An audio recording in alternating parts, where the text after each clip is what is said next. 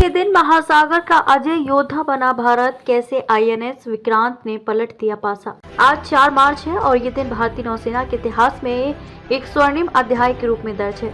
इसी दिन सन 1961 में भारत के पहले विमान वाहक पोत आईएनएस विक्रांत को औपचारिक रूप से नौसेना में शामिल किया गया था। ये जहाज न केवल भारत की समुद्री शक्ति का प्रतीक बना, बल्कि इसने भारतीय सशस्त्र बलों की रणनीतिक क्षमताओं को हमेशा के लिए बदल दिया। यहाँ हम 1961 की आईएनएस विक्रांत की बात कर रहे हैं। वैसे आपको बता दें कि भारत ने बाद में एक और आईएनएस विक्रांत 2013 बनाया, जो स्वदेशी रूप से निर्मित पहला विमान वाहक पोत है। लेकिन आज हम 1961 की आईएनएस विक्रांत और इसके गौरवशाली इतिहास को समझेंगे। आइए विस्तार से समझते हैं। आईएनएस विक्रांत एक साहसी योद्धा। आईएनएस विक्रांत का नाम संस्कृत शब्द विक्रांत से लिया गया है, जिसका अर्थ साहसी होता है। ये मूल रूप से ब्रिटिश रॉयल नेवी के लिए द्वितीय विश्व युद्ध के दौरान एचएमएस हरक्यूलिस के रूप में बनाया गया था। युद्ध समाप्त होने के बाद इसकी निर्माण प्रक्रिया रुक गई थी, लेकिन 1957 में भारत ने इसे अधूरा खरीदा और 1961 में इसे पूरा करके नौसेना में शामिल किया।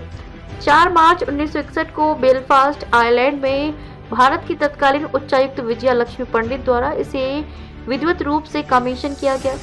इसकी कमान कैप्टन प्रीतम सिंह महिंद्रू के हाथों में थी। 5 मार्च 1961 को विक्रांत समुद्री ट्रायल्स के लिए बेलफास्ट से पोर्ट्समाउथ और पोर्टलैंड के लिए रवाना हुआ और 6 अक्टूबर 1961 को विक्रांत आखिरकार भारत के लिए रवाना हुआ। 3 नवंबर 1961 को ये बॉम्बे पहुंचा। ये भारत का पहला विमान वाहक पोत था और इसके साथ ही भारत उन चुनिंदा देशों में शामिल हो गया जो समुद्र पर अपनी हवाई शक्ति को प्रोजेक्ट कर सकते थे। आईएनएस विक्रांत का समुद्री प्रभुत्व और शक्ति प्रदर्शन। आईएनएस विक्रांत के आने से भारतीय नौसेना की सामरिक और रणनीतिक क्षमताओं में जबरदस्त बदलाव आया। आईएनएस विक्रांत ने भारत को ब्लू वाटर नेवी की क्षमता प्रदान की, जिसका मतलब है कि यह अपनी समुद्री सीमाओं से दूर तक अपनी शक्ति का प्रदर्शन कर सकता था। इससे पहले भारत की नौसेना मुख्य रूप से तटीय रक्षा तक सीमित थी। विक्रांत के साथ भारत ने समुद्र में अपनी मौजूदगी को मजबूत किया और दुश्मनों के लिए एक नया खतरा पैदा किया। 19,500 टन वजनी आईएनएस विक्रांत किसी एशियाई देश का पहला वाहक था और लंबे समय तक ऐसा ही रहा। अपने कमीशन के तुरंत बाद आईएनएस विक्रांत ने 1961 में गोवा मुक्ति अभियान के दौरान जबरदस्त भूमिका निभाई।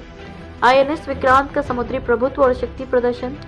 आईएनएस विक्रांत के आने से भारतीय नौसेना की सामरिक और रणनीतिक क्षमताओं में जबरदस्त बदलाव आया। आईएनएस विक्रांत ने भारत को ब्लू वाटर नेवी की क्षमता प्रदान की, जिसका मतलब है कि यह अपनी समुद्री सीमाओं से दूर तक अपनी शक्ति का प्रदर्शन कर सकता था। इससे पहले भारत की नौसेना मुख्य रूप से तटीय रक्षा तक सीमित थी। विक्रांत के साथ भारत ने समुद्र में अपनी मौजूदगी को मजबूत किया और दुश्मनों के लिए एक नया खतरा पैदा किया। 19,500 टन वजनी आईएनएस विक्रांत किसी एशियाई देश का पहला वाहक था और लंबे समय तक ऐसा ही रहा। अपने कमीशन के तुरंत बाद आईएनएस विक्रांत ने 1961 में गोवा मुक्ति अभियान के दौरान जबरदस्त भूमिका निभाई।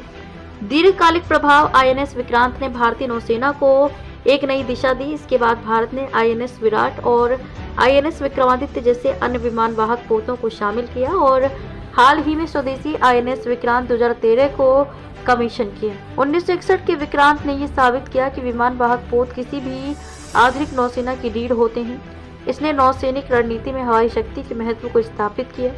दीर्घकालिक प्रभाव। आईएनएस विक्रांत ने भारतीय नौसेना को एक नई दिशा दी। इसके बाद भारत ने आईएनएस विराट और आईएनएस विक्रमादित्य जैसे अन्य विमान वाहक पोतों को शामिल किया और हाल ही में स्वदेशी आईएनएस विक्रांत 2013 को कमीशन किया। 1961 के विक्रांत ने यह साबित किया कि विमान वाहक पोत किसी भी आधुनिक नौसेना की रीढ़ होते हैं।